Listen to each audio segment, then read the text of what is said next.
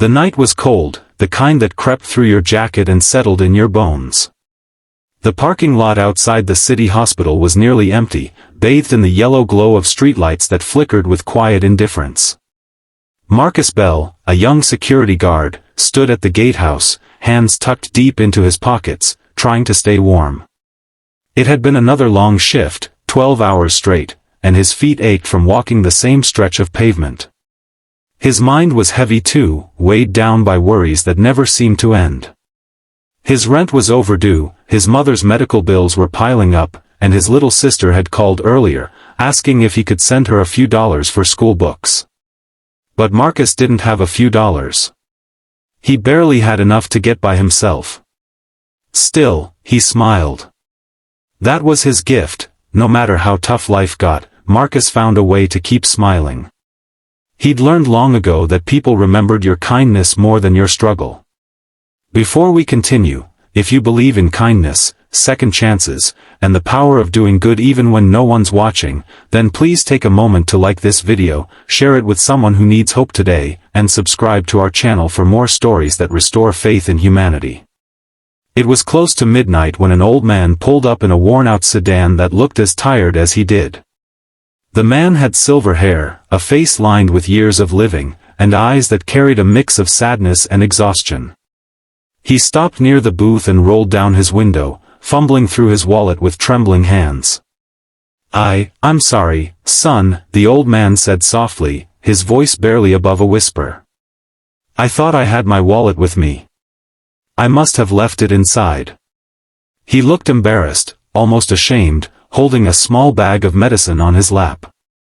"They told me I had to pay for parking to leave." Marcus's heart tightened. He had seen this before, people coming out of the hospital drained not just emotionally, but financially. The old man's eyes told a story of quiet desperation. He wasn't trying to get away with anything, he was just tired, lonely, and probably had been through enough for one night. Without hesitation, Marcus reached into his pocket and pulled out his own wallet.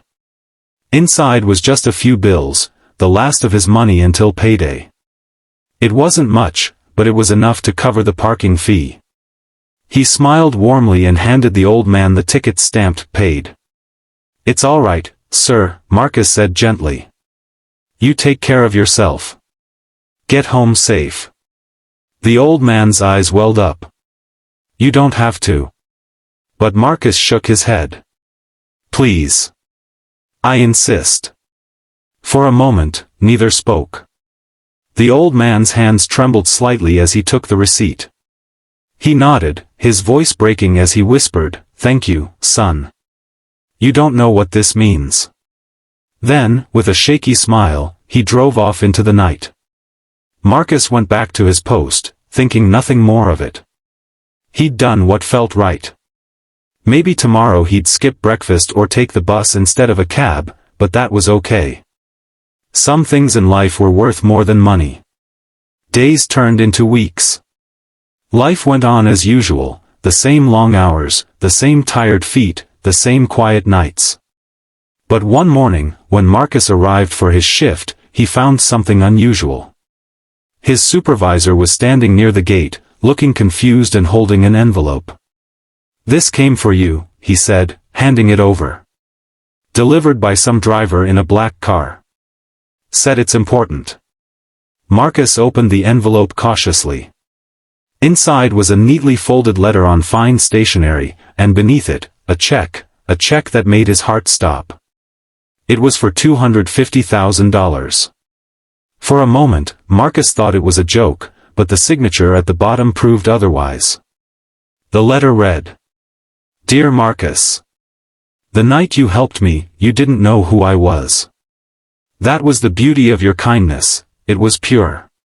You see, I'm not just an old man. My name is Harold Vance. Years ago, I built a company that's now worth billions. But money doesn't buy compassion. What you gave me that night was something far more valuable, dignity, humanity, and a reminder that goodness still exists. I've been watching from afar, and I learned about your mother's illness and your struggles. This is not charity, Marcus. This is gratitude. I hope it helps you live the life you deserve. Never stop being who you are. Marcus's hands shook as he read the words again and again. Tears filled his eyes as reality sank in. He had paid a few dollars out of kindness, and the universe had returned it 1,000-fold. He couldn't believe it. He wasn't the kind of man who expected miracles, but this? This was beyond anything he could have imagined. He used part of the money to pay off his mother's hospital bills, fix their home, and even start a small scholarship fund for underprivileged kids in his neighborhood. Every month, he still worked his shift at the parking lot, greeting people with the same warmth and sincerity. Because Marcus knew something most people didn't, kindness wasn't a transaction, it was a seed. You never knew where it might grow, or whose life it might touch. A few months later, the old man returned. This time, he didn't drive up in the same worn-out car. Instead, he arrived in a sleek vehicle, but he still wore the same gentle smile. He stepped out, walked up to Marcus, and said, "I told you the world needs more people like you." Marcus smiled, shaking the man's hand firmly. "And I told you, sir, kindness always finds its way back." As they stood under the golden glow of the streetlights, two men from different worlds shared a moment of quiet understanding, a moment that would echo in both their lives forever. Because sometimes, the smallest acts of kindness are the ones that change everything. If this story touched your heart, please give this video a thumbs up, share it with someone who believes in humanity, and subscribe to our channel for more inspiring true stories that remind us what really matters.